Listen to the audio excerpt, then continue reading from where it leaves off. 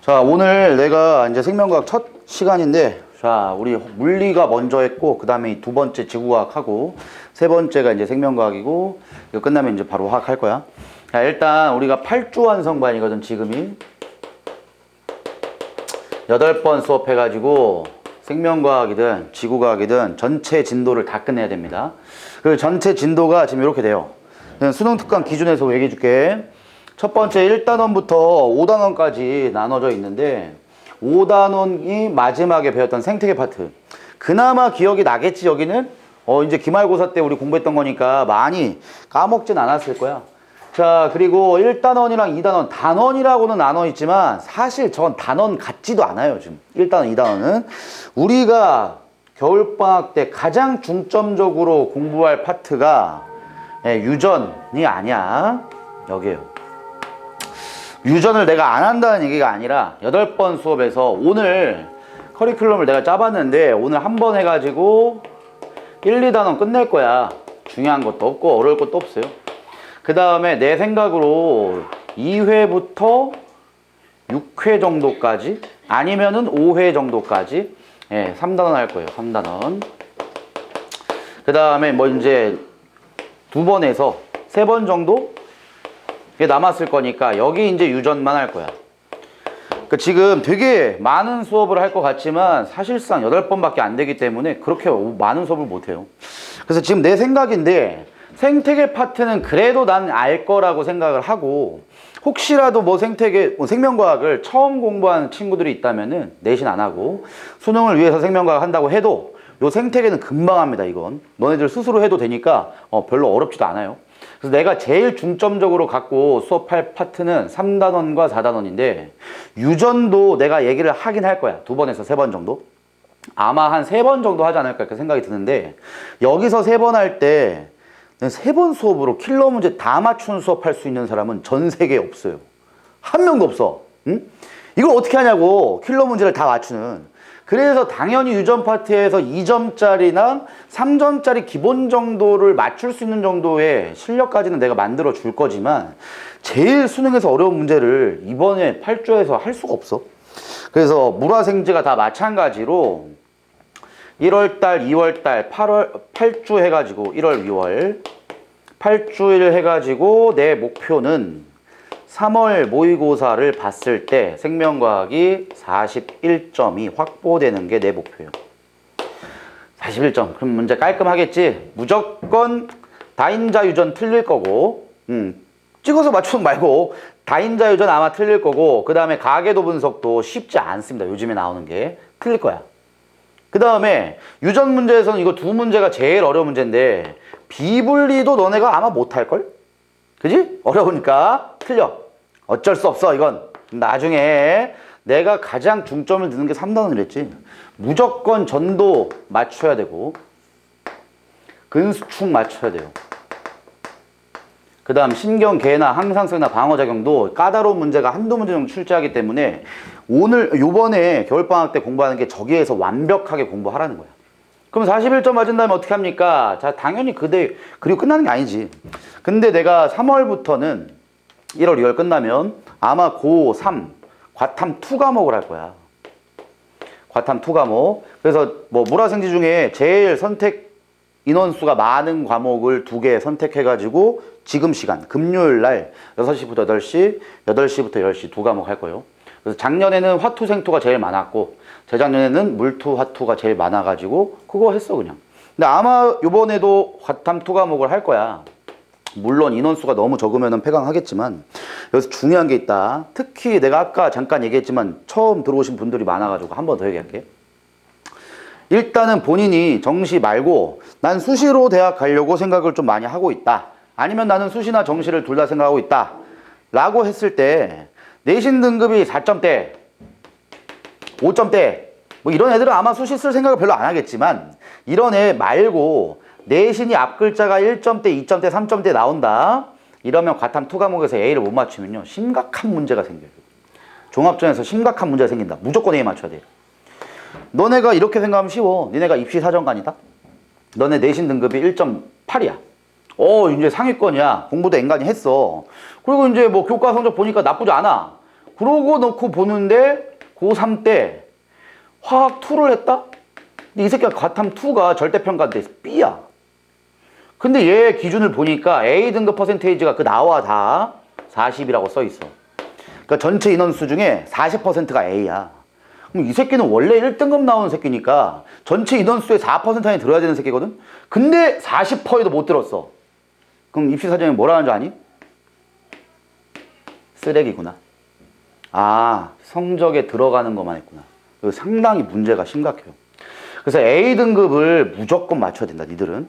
나한테 듣든 안 듣든 혼자 하든 문제는 안 어려워요. 그러니까 굉장히 문제는 쉬운데 대신 A등급이 안 나오면 좀 문제가 좀 생길 수 있다는 거예요. 특히나 종합전형으로 갈 인간들은. 그래서 꼭 공부를 하시고, 내가 여기서 이거 2과목이 절대평가인데도 불구하고 개강하는 이유가 딱 하나야. 학교에서 수업 들어라. 학원에서 수업 한 번 들어. 일주일에 한 번이야. 그리고 학교에서 숙제 내준 거 하지 마세요. 안 내줄 거고 아마. 학원에서 숙제 절대 안 내줄 거야. 그리고 너네들은 듣기만 해. 듣기만 하면 A가 나와요. 한 번도 안 뜬 적이 없어. 무조건 나와. 무조건. 그러니까 나는 그래서 내가 여는 거지, 뭐 공부를 내가 너 더 시키려고 그런 게 아니야. 그냥 와서 하면은 하고 그냥 숙제도 없어요. 그냥 들으면 A 나와요. 아마 그렇게 될 거야. 근데 이제 정시를 준비하는 친구들은 들을 필요가 없지. 그러면 내가 항상 하는 커리큘럼을 얘기해 줄게. 3월까지는 8주 특강으로 우리가 41점을 확보했다. 그러면 이때부터 기말고사가 끝나는 7월 말까지는 너네들이 스스로 일주일에 한 번 모의고사를 풉니다. 일주일에 하나. 뭐 생명과 너네 뭐 보통 보니까 여기도 보니까 생지하자가 되게 많네. 생지하자. 누가 만든 노래인지 모르겠는데 아무튼 생지하자가 많아. 아무튼 간에 생지다. 그럼 생명과학 하나, 지구과학 하나 이렇게 해가지고 일주일에 하나씩 푸세요. 근데 어차피 과탐은 한 개 푸는데 30분밖에 안 걸려. 그럼 30분 풀고 30분 오답하면 한 과목에 일주일에 1시간 공부하는 거야. 니들이 수능에서 점수가 나올 생각을 하는 인간들이라면 하루에 1시간도 아니라 일주일에 1시간 하는 걸 버겁다 그러면 미친놈들이야. 이거 버거운 게 아니거든. 일주일에 하나씩. 이걸 하는 이유는 유일하게 하는 이유가 감이 떨어지지 않도록 유지만 하는 거야. 까먹지 말라는 거야. 이건 당연히 못하지. 못해도 괜찮아. 냅둬 그냥. 그러면 이제 내가 7월 말에 개강을 하죠. 이제 드디어 킬러 특강 합니다. 이때부터 2달 과정. 또 8주야. 이때는 죽을 때까지 유전만 합니다. 죽을 때까지. 자, 신경 전도 안 한다는 얘기 아니야. 하긴 해. 근수축도 하긴 해. 거의 대부분의 수업은 유전만 할 거예요. 그럼 내가 일주일에 내는 숙제가 유전 킬러 문제를 30문제에서 50문제 줄 거거든? 한 문제 푸는데, 뭐, 물론 잘하는 친구들이야 뭐 5분에서 10분 안에 풀겠지만, 못하는 인간들은 그거 한 문제 접근하는데도 한 20분씩 걸려. 그걸 계속 해야 돼. 죽을 때까지, 2달 동안. 계속 하면은, 그래도 얘네 중에, 너희들이 이걸 거의 끝자락에 가면은 선택을 한다, 이제. 야, 아무리 해봤는데, 씨발, 비블리 못하겠다. 비블리 버려. 대신에, 둘 중에 하나를 선택할 거야, 아마. 다인자 유전이 오히려 내가 법칙을 알려줄 거야. 그거 보고 하면은 할만해. 충분히 할만해, 이건. 가계도가 좀 시간이 걸리는데 이걸 좀 빠르게 해석하고 얘를 버리면 얘 맞출 수 있어요, 수능에. 그럼 얘를 계속 하다가 보면은 41점, 물론 떨어질 거야, 점수가. 너네 점수는 조금씩 떨어져서 35점에서 38점이 될 건데 이때부터 이제 올리면 킬러 2문제를 맞추죠. 그럼 보통은 44에서 47까지 가는 걸 난 목표로 한다고. 그 다음에 9월부터 10월, 9월 말부터 10월 한 달, 이때 이제 파이널 수업 들어가서, 파이널 수업은 모의고사 하루에 1개입니다. 하루에 1개. 그러면 일주일에 7개네. 뭐 한 달이면 30개죠. 30회분을 모의고사 푼다라고 생각하시면 돼요. 그럼 생지하자 했으니까 생명 30개, 지구 30개. 그 다음 추가적으로 내가 숙제를 내주는 게 요 30개는 다 거의 대부분 시대인재 자료. 어떻게든 내가 구해가지고 시대인재 작년 거 아니야. 이제 앞으로 나올 거 줄 거예요. 그럼 보통의 인간은 44에서 47이 나와요, 이제. 그 다음에 30회분을 풀다가 느낌이 와. 내가 수능에서 어느 정도 나오겠구나. 거의 비슷해. 이걸 다 하면. 그 작년에도 이걸 다 해가지고 정한 씨 계속 얘기하는데 윤정한 님이 생명과학 50점 나왔어요. 작년에 수능에서. 물리 47점 나오고. 생명과학은 한 개 틀리면 1이야 그냥. 47이면 1. 근데 50점 나와서 100분이가 99가 떴고 표점도 작년에 생명과학이 표점이 별로 안 좋긴 했는데 그래도 나쁘진 않다. 만점 나왔으니까. 그래서 내가 생각하는 커리큘럼이 이 커리큘럼인데 이 중에서 제일 중요한 건 이때야. 지금 수업이라고. 지금 수업. 너네 1월달, 2월달 나한테 듣든 안 듣든 상관이 없는데 1월, 2월에 과탐을 안 하잖아? 이게 확보가 안 돼. 그럼 3월부터 7월까지는 너네 학교 내신 준비해야 되기 때문에 과탐을 할 시간이 없어요. 그럼 언제 하는 거야? 7월에.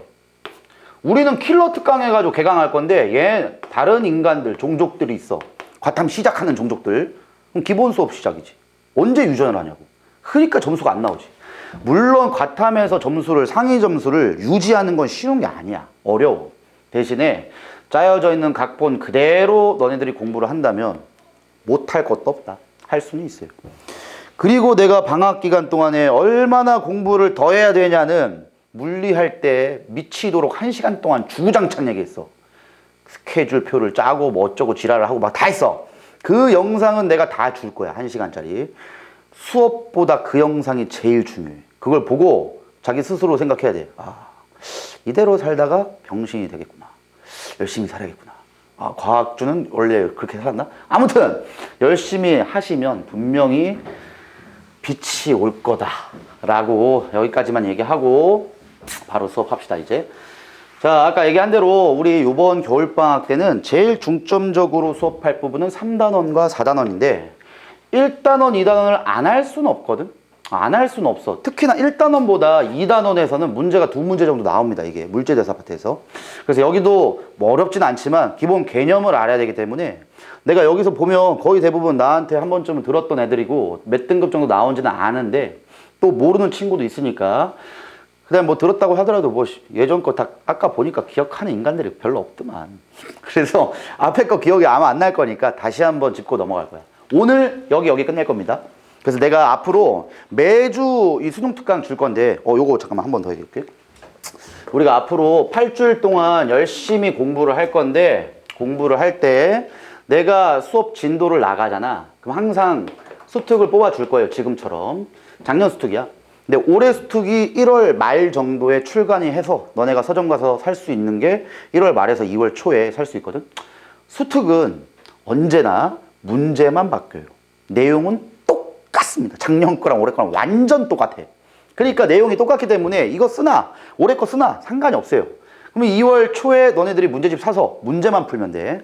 그래서 내용은 계속 있으니까 뭐 이거 프린트로 내가 줄 건데 프린트 필요 없다. 나는 파일이 있다.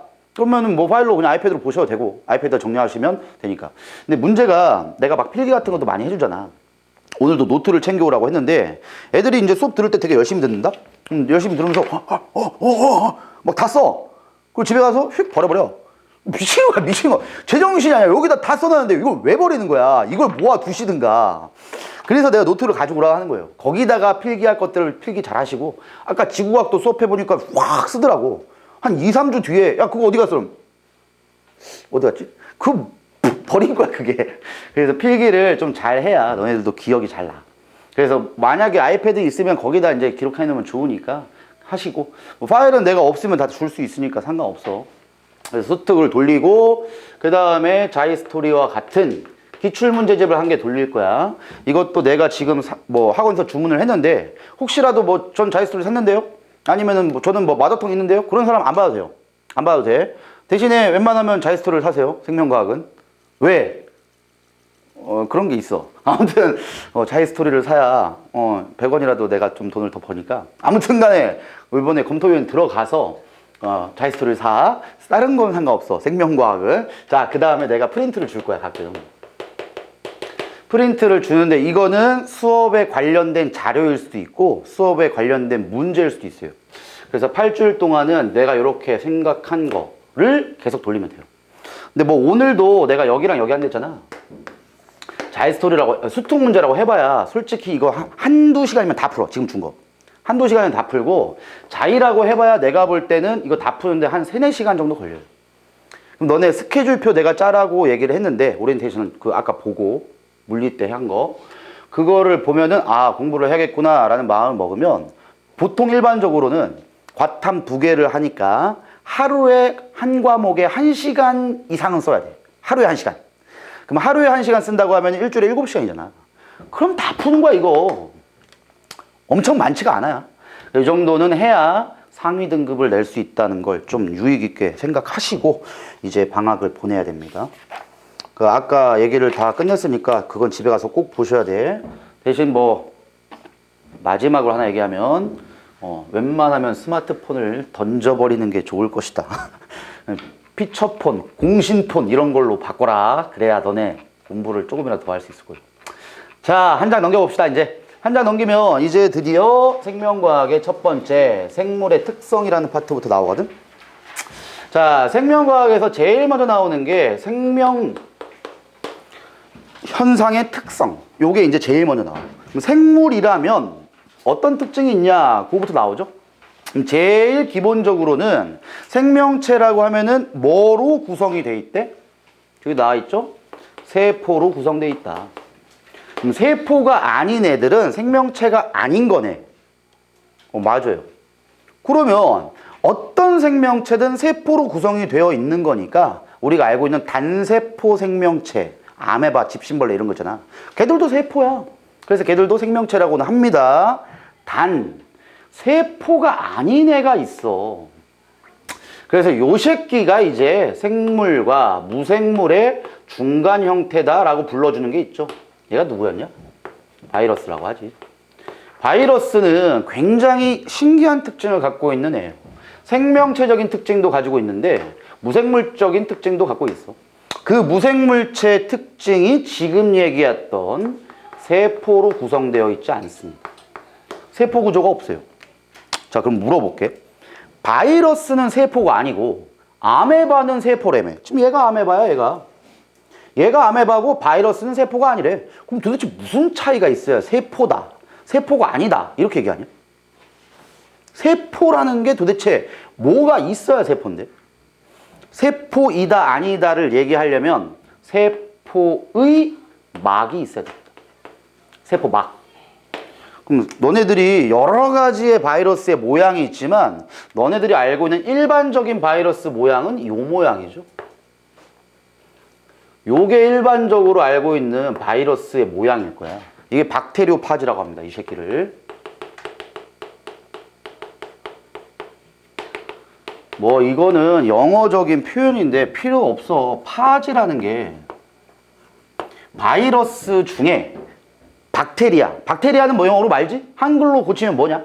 세균이야, 세균. 그러니까 요 새끼는 세균만 잡아먹는 바이러스야. 파지의 뜻이 세균만 잡아먹는 바이러스예요. 그래서 세균을 잡아먹는 바이러스다 이렇게 해서 박테리오파지라 하는데 저 새끼랑 요 아메바랑 달라 보이는 게 쟤는 뭐 다리 같은 게 있고 얘는 다리가 없고 자 그런 개념이 아니에요. 얘는 세포막으로 되어 있는 겁니다. 이게. 그럼 이게 세포막과 세포막이 아닌 거와 차이가 뭐냐면 통합과학 때 배웠지? 세포막이 뭐로 구성되어 있다라고 배웠냐? 세포막은 인지질 이중층으로 구성이 됩니다. 자, 근데 무조건 세포막은 인지질 이중층이냐? 네, 무조건이에요. 그리고 인지질 이중층이 중요한 건 뭐냐면 물질 교환을 원활하게. 내가 먹고 싶은 거는 먹고 먹기 싫은 건 안 먹고 이게 이제 인지질 이중층으로 구성되어 있을 때 가장 중요한 특징이에요. 바이러스는 그럼 뭔데요, 쌤? 얘는 인지질 이중층이 아니라 내가 많이 얘기했지. 바이러스의 요 껍데기 성분이 뭐로 이루어졌댔냐? 바이러스의 껍질 성분. 여기 세포막이 아니야. 얘는 펩티도글리칸이랍니다. 펩티도글리칸. 요게 바이러스의 껍데기 성분이에요. 껍데기. 그래서 펩티드라는 게 펩타이드. 우리 알고 있는 펩타이드 결합. 거기에 나오는 펩트야, 펩트. 그 다음에 글리칸이라는 게 글라이라 그래가지고 요게 이제 글라이코겐, 글리코겐 뭐 그런 거에 대한 글라이야. 그래서 이 글라이라고 나오면 이게 당분이에요, 당분. 그 다음에 펩타이드가 갖고 있으면 이거 단백질입니다. 그래서 바이러스의 껍데기는 펩티도글리칸이라고 얘기할 때도 있고 이걸 한글로 바꾸면은 당단백질이다 라고 불러요. 그래서 껍질 성분은 가장 큰 차이점, 지질이 있냐 없냐. 인지질, 지방 종류 중에 하나예요. 지질. 그래서 인지질을 가지고 있는 이런 애들을 세포막이라고 하고, 인지질 이중층이 없으면은 이런 애들 껍데기 성분으로만 되어 있기 때문에 세포가 아니다 이렇게 얘기합니다. 그래서 세포냐 아니냐는 막이 있냐 없냐의 유무인데 무슨 막이라? 세포막이야. 세포막. 가끔 나오죠 이게? 세균. 세균은 단세포 원핵생물이라 합니다. 자, 이거 방어작용에도 나올 거야 아마. 자, 이 원핵생물이니까 일단 생명체는 생명체네. 생물이라고 하니까. 근데 단세포 원핵생물은 뭐가 없다라고 알고 있냐 혹시? 얘는 핵막이 없습니다. 핵막이 없어요. 그러니까 핵막이 없다는 뜻이 내가 뭐도 없다와 같은 뜻이라 했어. 핵이 없다와 같은 뜻이에요. 그러면 핵 속에, 자, 얘는 진핵세포예요. 원핵세포라고 하는 애만 핵이 없어요. 그러니까 얘는 핵이 있어. 뭐 정확하게 안 보이네? 뭐 여기 이제 핵이 있습니다, 얘는. 진핵세포는 핵이 있는데 원핵세포만 핵이 없어요. 그러면 핵이 없다라고 해도 되지만 핵막이 없어요. 진핵세포는 핵 속에 DNA가 들어있거든. 근데 원핵세포라고 하는 세균은 핵이 없기 때문에 DNA가 그냥 세포질에 이렇게 풀어져 있어요. 이게 DNA가. 대신에 핵이 없다도 맞지만 미토콘드리아와 같은 이런 막으로 둘러싸여 있던 어떤 세포 소기관도 없어요. 원핵세포는 뭐만 있다? 세포막만 있어요. 막이라고 부르면은 세포막만 있어. 원핵세포는 절대로 핵막이든 각종 막성 세포 소기관. 막으로 둘러싸여 있는 어떠한 세포 소기관도 갖고 있지 않아요. 자, 여기 파트가 이래. 여기와 방어작용에서 우리 맨 처음에 뭐 배우냐? 병원체 배우잖아. 뭐 원핵생물로 인한 병원체. 결핵은 뭐로 걸리고, 뭐 이제 감기는 뭐로 걸리고. 거기에서 나오는 게 여기와 연계를 합니다, 이제. 그래서 나도 왔다 갔다 수업할 거야. 그때마다 조금씩 잘 정리해 두세요. 됐고, 자, 이래서 세균이라고 얘기해도 얘도 단세포로 구성됐기 때문에 생명체다. 그럼 세포다라고 얘기하려면은 막으로 구성되어 있어야 되고, 그 막은 핵막이나 세포 소기관의 막을 얘기하는 게 아니라 세포막을 얘기한다. 이렇게 얘기하시면 돼요. 자, 됐고 이제 넘겨봅시다. 두 번째 특징, 물질대사한다. 요건데, 물질대사라는 게 정의가 뭐니? 이건 지울게 이제 이런 건. 물질대사의 정의가 뭐야? 생명체라면 물질대사를 해야 돼요. 물질대사라는 뜻은 생명체 내부에서 일어나는 모든 화학 반응이에요. 그럼 우리 몸에서 쉽게 얘기하면은 밥을 먹잖아. 그럼 포도당을 우리가 먹으면은 포도당이라는 당분이 우리 몸으로 들어오거든. 우리 몸은 포도당이라는 게 많아지면 혈당 수치가 높아진다라고 하잖아. 그럼 낮춰야 돼. 혈당 수치를 낮추기 위해서는 포도당을 뭐로 바꿔주니? 글리코젠을 바꿀 거야 아마. 인슐린이나 호르몬이 나와가지고. 이렇게 해가지고 우리 몸에서도 작은 입자인 포도당을 큰 입자인 글리코젠으로 바꿔주는 이러한 화학 반응을 한다고. 그러니까 우리 몸에서 일어나는 모든 화학 반응인 다 물질대사예요. 그럼 물질대사의 종류가 이화작용, 동화작용이 있다. 이렇게 하죠. 자, 이화, 동화는 2단원 때 바로 연계되니까 지금 합니다. 이화작용이라는 거는, 동화작용이라는 거는 반응물과 생성물의 에너지 차이 라고 해도 되고, 분자의 크기 차이라고 해도 돼. 그냥 에너지가 크면 분자의 사이즈가 큽니다. 그럼 큰 에너지에서 작은 에너지로 되는 이런 과정도 있고, 낮은 에너지에서 큰 에너지로 되는 이 과정도 있죠. 요 과정을 우린 무슨 과정이라 하냐? 이화야 동화야? 이화 이게, 얘가 동화야. 그러니까 이화작용에 들어있는 가장 대표적인 반응이 뭐 있니? 얘가 이제 세포호흡이죠. 미토콘드리아가 하는 세포호흡은 포도당을 먹으면 산소를 이용해서 이산화탄소랑 물로 만들지. 그때 에너지가 나오고 이 에너지로 ATP라는 걸 만들어내죠. 그러니까 지금 덩어리 사이즈로 보면 좀 쉽단 말이야. 얘 덩어리 존나 커 보이죠. C6, H12, O6 덩어리가 커. 이걸 막 쪼개가지고 얘랑 얘로 만드는 거예요. 그러니까 높은 에너지에서 낮은 에너지가 되는 거니까 이때는 에너지를 방출하겠어? 흡수하겠어? 요만큼에 해당한 에너지를 방출해야죠. 이렇게 해서 에너지를 방출하는 과정을 이화작용이다 라고 부르고, 그럼 반대겠지. 낮은 에너지에서 높은 에너지가 되는, 이렇게 될 때는 에너지, 이 에너지에 해당하는 만큼을 흡수해야죠. 이렇게 흡수하는 가장 대표적인 반응이 광합성이 있죠. 광합성은 얘와 반대입니다. 반대. 확식이. 이렇게 돼. 이거 빛에너지를 이용하는 거잖아. 그래서 빛에너지로 물과 이산화탄소를 먹으면 합성시켜서 포도당 만들어요. 이게 광합성입니다. 자, 근데 2단원 때 나온다 그랬잖아. 저 새끼가 나와요, 저 새끼. 포도당이 깨지는 반응. 잘 봐, 이제. 얘를 깨면 뭐가 만들어진다고? 이산화탄소랑 물이 만들어져요. 근데 그때 나오는 에너지를 이용해가지고 뭘 만든다 그랬어, 미토콘드리아가? ATP를 만들어요. 그럼 ATP라는 거는 어떻게 만드는데? 재료가 뭐야? ATP의 재료.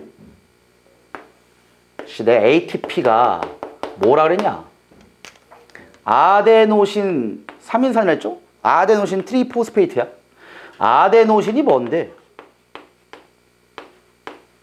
아데노신은 아데닌이라는 당 있지? 아데닌 당. 여기에 뭐야 이거? 아, 염기죠. 이거 아데닌이란 염기.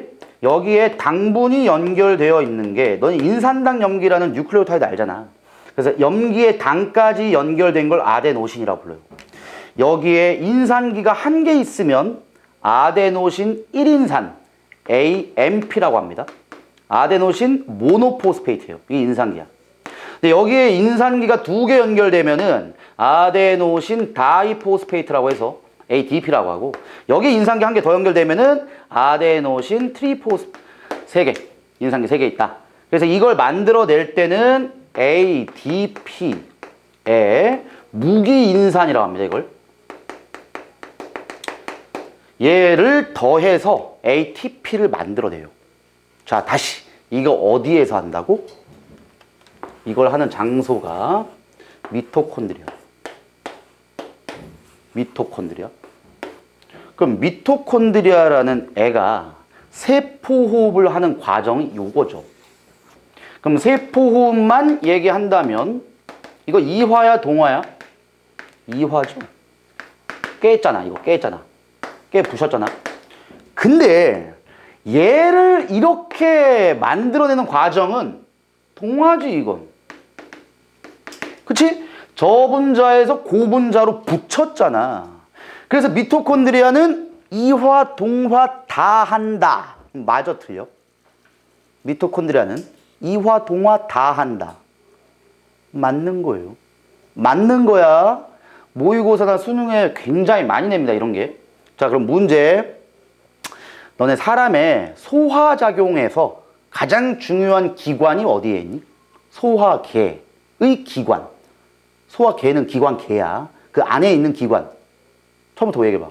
입을 지나면 식도로 가서, 위로 가서, 소장으로 가서, 대장으로 나가잖아. 그럼 난 위라고 볼게. 위. 그럼 위라는 기관은 소화작용을 하는 중요한 기관이기 때문에, 소화라는 거는 덩어리를, 너네도 진짜 깍두기 이 씹어먹는 게 소화하는 거야. 소화, 기계적 소화. 깨 부시는 게 소화야. 그럼 위라는 기관이 쪼개니까 위는 당연히 이화작용하는 기관이에요. 당연히 소화니까. 그럼 이제 문제. 2년 전에 수능에 나왔던 거야. 위는 동화작용한다. 이게 니은복인가 기억복에 나왔어. 위는 뭐 다른 문구 막 있고 위라는 기관이 이제 찾아야 됐어. 답은 위였는데 그 기관이 하는 역할로 올바른 거 고르시오. 기니디.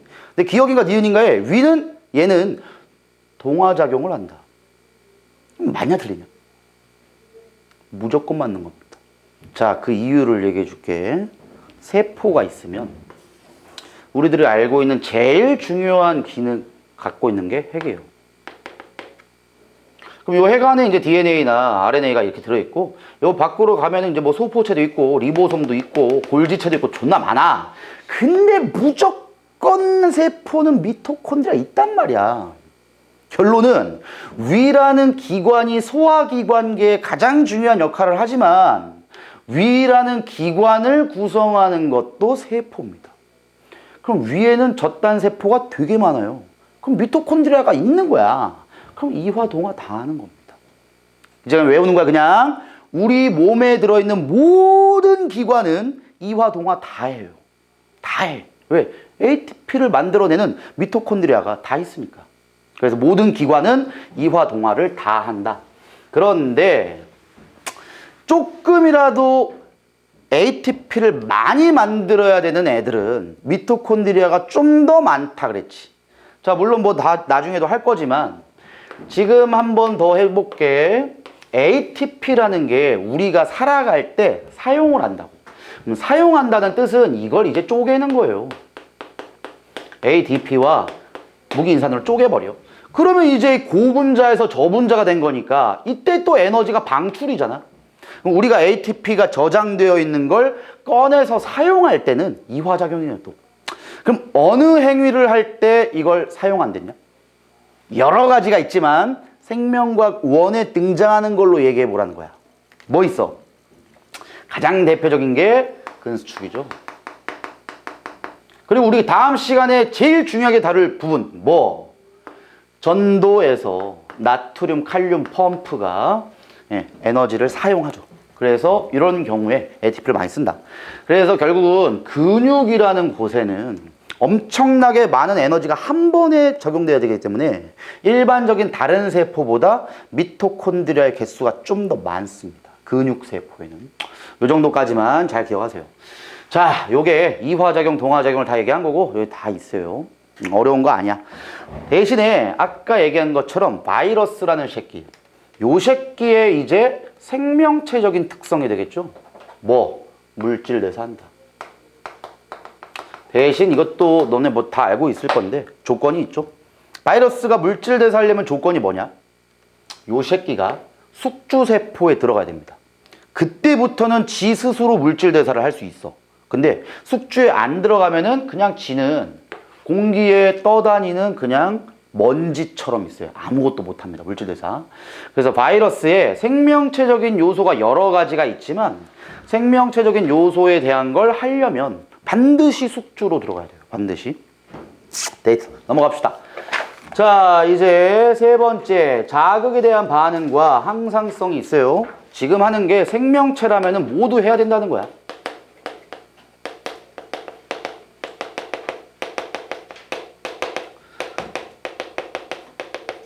자극에 대한 반응. 자, 똑같아. 뭐 어떤 생명체에든 자극을 주면은 그 생명체는 그 자극에 의한 반응을 해야 돼요. 너네가 공부를 막 존나 열심히 하고 있다? 하고 있는데 내가 가다가 이 새끼 재수없어 빡 대가리를 때려버린 거야. 이 새끼야! 그러면 니들도 반응을 왜 때려요? 이거 해야 될 거 아니야. 이게 자극에 대한 반응이야. 근데 공부를 열심히 하고 있는데 친구가 머리통 빵 쳤어. 근데 그냥 가만히 공부해. 또 쳤어. 또 공부해. 니네는 생명체가 아니야, 그러면. 생명체는 반응을 해야 돼. 자극에 대한 반응합니다. 자, 근데 항상성이라는 게 뭐가 있었냐? 항상성. 항상 일정하게 유지해야 되는 성질이죠. 세 개는 외워야 돼. 뭐 있어? 체온 36.5도로 유지해야죠. 두 번째. 그렇지. 혈당량 있지. 매번 유지해야죠. 마지막 뭐 있다? 체내 삼투압. 자, 이걸 유지하기 위해서 무엇으로 유지한다? 무엇으로 유지한다? 이걸 호르몬으로 유지하죠. 호르몬으로.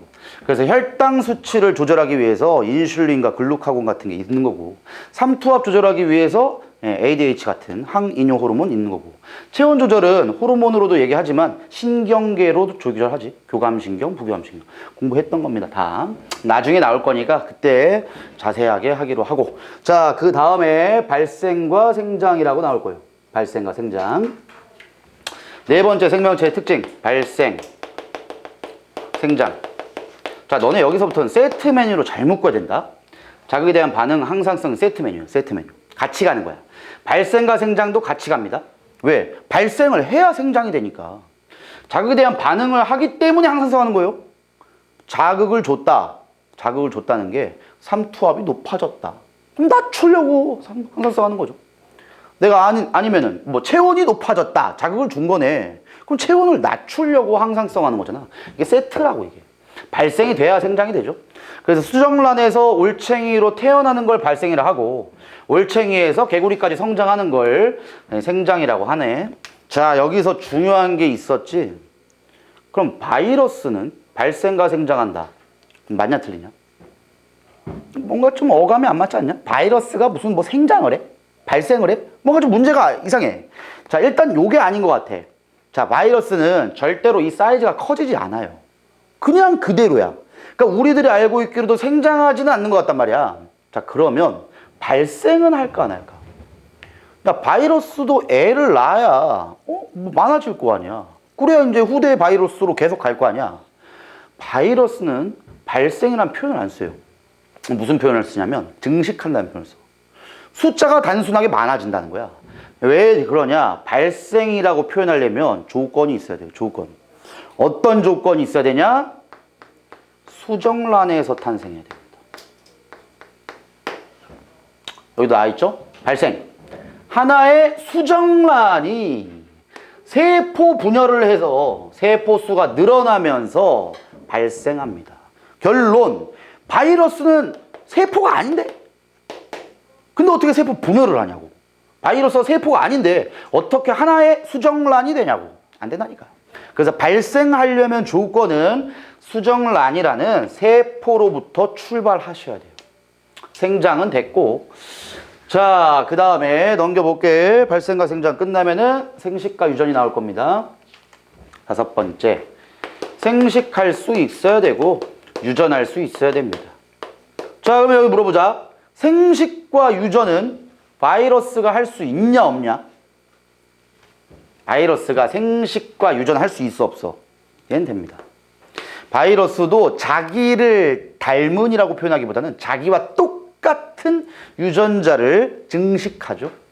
그래서 지금 생식과 유전은 바이러스도 할 수 있는 생명체 특징 중에 하나다. 이렇게 얘기하시면 돼요. 자, 그 다음에 이제 6번 적응과 진화. 여기까지 끝이에요. 야, 얘도 바이러스가 할 수 있습니다.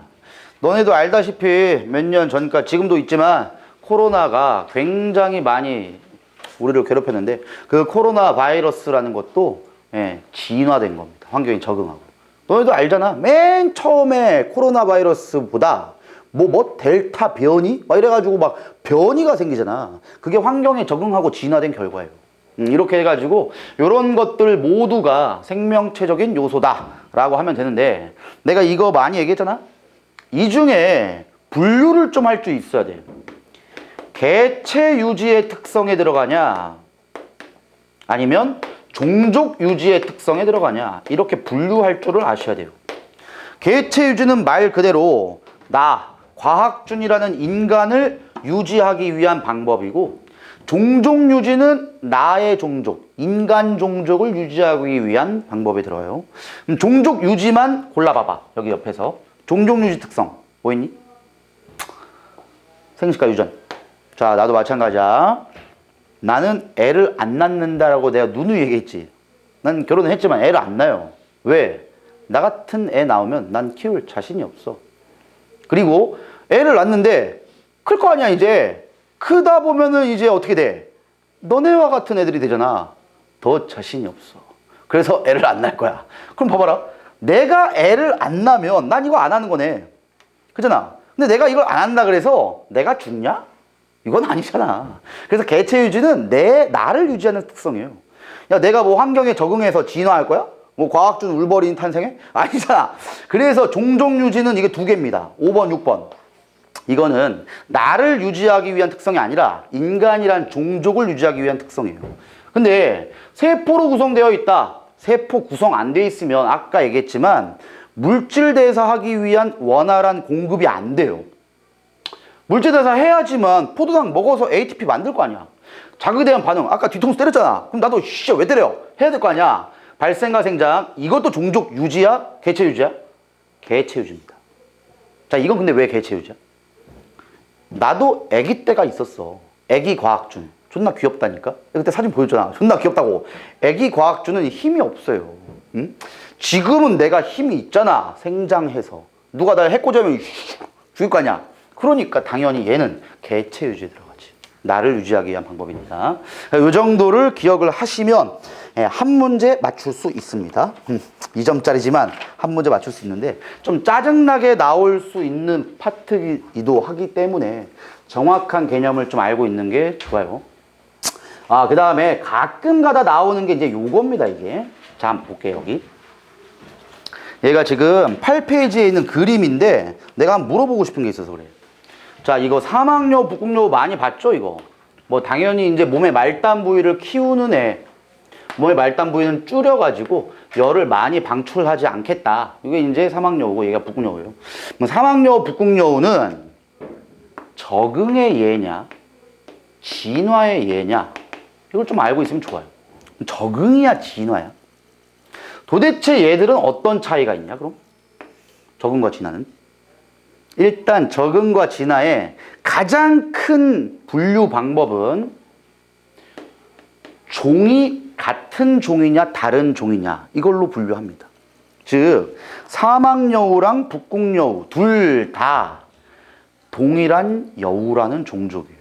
그러면 이건 환경에 적응한 겁니다. 동일 종이면. 근데 종족이 바뀌면 진화다라고 합니다, 우리는. 그럼 쌤, 종족이 바뀐 경우가 뭐예요? 그러면서 니들이 얘기하는 게 무슨 원숭이에서 인간이 됐다. 자, 엄밀히 얘기하면 그건 아니겠지만 그래도 원숭이에서 인간으로 진화되었다라는 표현이 나온다면 이것도 진화가 맞죠. 원숭이라는 종족과 인간 종족이 다르잖아. 근데 제일 많이 나오는 게 얘입니다. 갈라파고스 군도의 핀치. 너네 이것도 뭐 통합과학에도 나왔는데 핀치의 부리가 이제 좀 이렇게 길고 날카로운 게 있으면 두껍고 얘 이렇게 조금 얇고 이렇게 생긴 게 다르단 말이야. 그럼 얘 부리가 달라졌는데 얘는 같은 종족이니까 적응이죠. 얘는 이 섬에 알맞는 먹이를 위해서 얘는 이 섬에 알맞는 먹이를 위해서 환경에 적응한 결과 부리가 달라진 거 아닙니까? 아니에요. 이건 진화입니다. 얘는 진화예요. 쌤, 이 핀치새랑 이 핀치새가 그럼 다른 종이에요? 다른 종이야. 종이 다른 겁니다, 이거. 아니, 쌤, 핀치새잖아요. 너네가 아직 모를 수도 있고, 모르는 게 당연한데, 린네가 고안한 생물 분류표를 보면, 종속, 과목, 강문계, 이렇게 나오지. 뭐 중학교 때라도 들어본 적은 있을 거야, 아마. 종속, 강문, 이게 종이라는 게 제일 하부 분류, 제일 낮은 거. 근데 그 종, 다음이 속이거든, 속. 핀치는 속이에요, 속. 핀치 A, 핀치 B는 동일한 속에 속해 있고 이 종과 이 종은 다른 종이에요. 그러니까 우리가 일반적으로 아는 거랑 좀 다르잖아, 이게. 핀치새라고는 하지만 종족이 다른 겁니다. 그래서 얘는 진화다라고 하는 거예요. 잘 기억합시다. 그럼 선인장, 얘는 이제 잎이 뭐 가시로 변했잖아. 그래서 얘는 환경에 적응한 결과 잎이 가시로 변했다. 뭐 이렇게 얘기하면 될 거예요. 자, 그리고 뭐 이제 뒤에 가면 바이러스라는 게 이제 나오거든.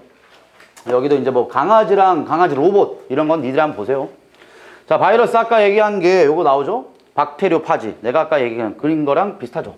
근데 이제 바이러스는 여러 가지 모양도 있고 다양한데 특징, 뭐 생물적 특징, 비생물적 특징. 뭐 아까도 다 얘기했을 거야. 자, 추가적으로 얘는 기억합시다.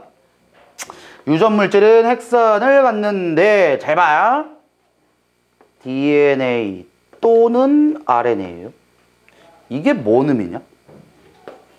바이러스라고 얘기한다면은 반드시 택 1이야. 둘 다 갖고 있는 거 없어요. 하나 갖고 있어. 둘 중에 하나. 그럼 박테리오파지라고 하는 내가 아까 그려준 요 새끼는 DNA 바이러스입니다. 제일 대표적인 거 두 개 나오는 거예요. 담배 모자이크 바이러스라고 해서 타바코 모자이크 바이러스를 하는데 이 새끼는 RNA 바이러스. 다른 거는 거의 나오지 않는데 하나를 추가적으로 외웁시다. 하나만 더. 뭐? 에이즈 바이러스입니다. 에이즈 바이러스. 에이즈를 일으키는 바이러스를 HIV 바이러스라 해서 인간의 면역력에 관계된 바이러스다라고 해. 자, 50%의 확률이니까 잘 찍어보세요. DNA 바이러스일까? RNA 바이러스일까? 에이즈를 일으키는 HIV 바이러스는 찍어봐! RNA 바이러스. RNA 바이러스예요. 네, 요 새끼는 근데 자기 체내에 일단 인간의 숙주세포를 인간으로 삼고 인간에게 들어오면 요 새끼가 이제 활동을 할 때 RNA만 갖고 있는데 이 약간 미친 특징이 있어요. 이 새끼는 지 스스로 역전사 효소가 있어. 근데 전사가 뭐에서 뭐 되는 거냐? 통합할 때 배웠잖아. 전사. 뭐에서 뭐 되는 게 전사야? 잠깐 뭐냐?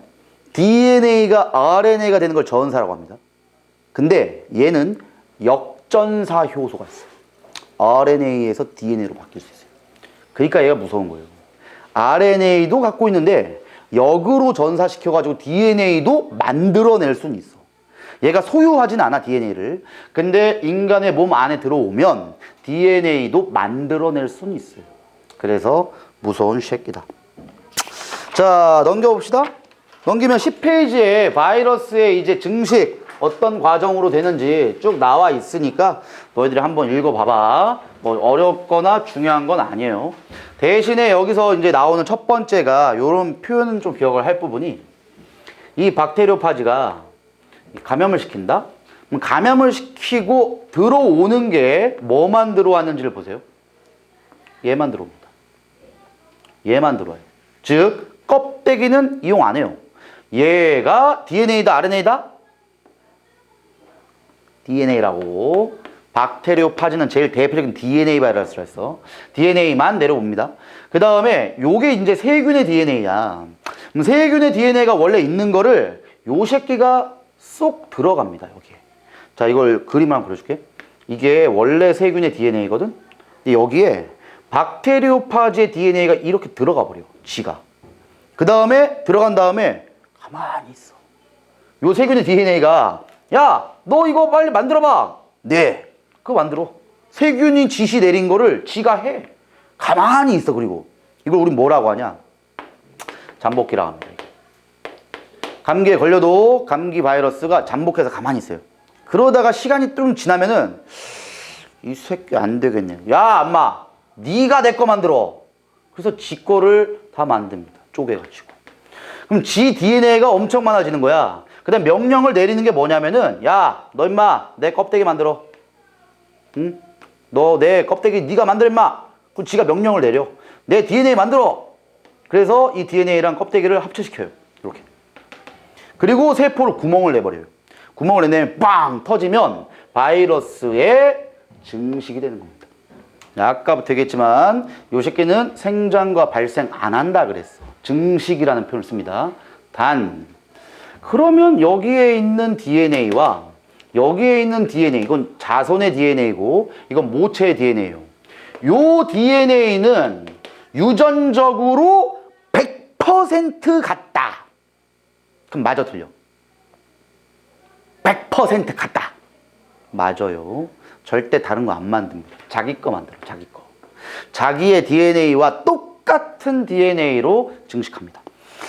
잘 기억을 하시고, 자, 밑에 보면은 이제 뭐, 저기 생명과학을 연구할 때 뭐 어떻게 분자부터 뭐 어떻게 연구한다. 자, 이런 건 중요한 거 아닙니다.